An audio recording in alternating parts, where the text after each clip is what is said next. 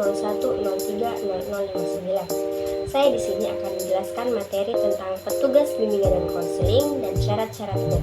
Sebenarnya, siapa sih yang bisa menjadi petugas bimbingan dan konseling, dan apa saja syarat-syarat menjadi petugas bimbingan dan konseling? Kalian mau tahu kan? Langsung saja kita simak penjelasannya. Petugas bimbingan dan konseling secara umum dikenal terbagi menjadi dua tipe, yaitu tipe profesional dan non-profesional. Petugas bimbingan dan konseling profesional adalah mereka yang direkrut atau diangkat atas dasar kepemilikan ijazah atau latar pendidikan profesi dan melaksanakan tugas sebagai guru BK atau tidak mengajar. Petugas bimbingan dan konseling profesional direkrut atau diangkat sesuai klasifikasi keilmuannya dan latar belakang pendidikannya, seperti diploma 2, 3 atau sarjana S1, S2 atau S3, jurusan bimbingan dan konseling. Petugas bimbingan dan konseling mencurahkan sepenuh waktunya pada pelayanan bimbingan dan konseling, tidak mengajarkan materi pelajaran atau disebut juga full-time guidance and counseling. Syarat-syarat menjadi petugas bimbingan dan konseling menurut Arifin dan Eti Kartiwati menyatakan bahwa petugas bimbingan dan konseling di sekolah termasuk madrasah dipilih atas dasar kualifikasinya.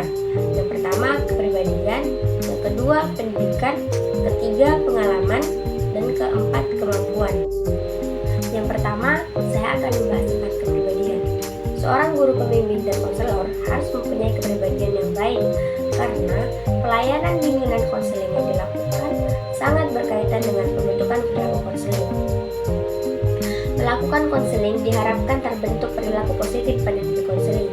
Hal ini akan terwujud jika bimbingan tersebut dilakukan oleh orang yang berkepribadian baik berdasarkan norma-norma yang ada.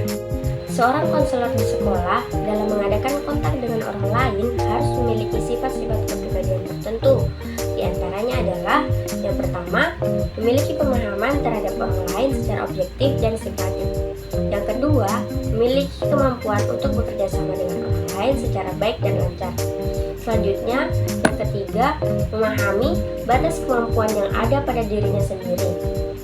Yang keempat, memiliki minat yang mendalam mengenai murid-murid dan bersungguh-sungguh dalam memberikan bantuan. Dan selanjutnya yang terakhir adalah memiliki kedewasaan pribadi, spiritual, mental, sosial, dan fisik. Yang kedua, pendidikan.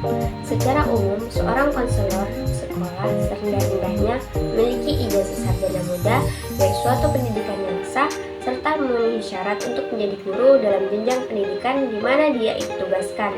Secara profesional, seorang konselor hendaknya memiliki pendidikan profesi, yaitu jurusan bimbingan konseling S1, S2, S3, atau sekurang-kurangnya pernah mengikuti pendidikan dan pelatihan tentang bimbingan konseling. Ia juga harus menguasai bidang-bidang tertentu, di antaranya yang pertama, proses konseling, kedua, pemahaman individu, ketiga, informasi dan bidang pendidikan, keempat, administrasi dan kaitannya dengan program bimbingan, yang kelima, prosedur penelitian dan penilaian bimbingan. Nah, guru bimbingan dan konseling atau konselor tidak saja harus memiliki ilmu bimbingan dan konseling, tetapi juga harus memiliki ilmu-ilmu tentang manusia dengan berbagai macam problematikanya. Nah, salah satunya yaitu ilmu psikologi, ekonomi, sosiologi, dan ilmu-ilmu tersebut akan membantu dalam penguasaan terhadap konsep teori-teori tentang manusia dan problematikanya. Yang ketiga, pengalaman. Pengalaman konselor dalam bimbingan dan konseling sangat berpengaruh pada keberhasilan dalam melakukan tugasnya. Sarjana BK Strata 2 yang belum memiliki pengalaman luas tentu tidak akan lebih baik jika dibandingkan dengan Strata 1 dan D3 jika telah berpengalaman selama 10 tahun atau 15 tahun. Selain itu, pengalaman pribadi konselor yang mengesankan juga turut membantu upayanya dalam mencari alternatif pemecahan masalah. Yang terakhir adalah kemampuan. Kemampuan atau kompetensi dan keterampilan yang dimiliki oleh konselor adalah suatu keniscayaan. Tanpa adanya kemampuan dari keterampilan, tidak mungkin konselor dapat melaksanakan tugasnya dengan baik. Konselor dituntut untuk memiliki berbagai keterampilan melaksanakan konseling. Guru pembimbing atau konselor harus mampu mengetahui dan memahami secara mendalam sifat-sifat seseorang, dari kekuatan pada diri seseorang, merasakan kekuatan jiwa, apakah yang mendorong seseorang berbuat, dan mendiagnosis persoalan jiwa selanjutnya. Mengembangkan potensi individu secara positif. Sekian penjelasan dari saya, kurang dan lebihnya mohon dimaafkan.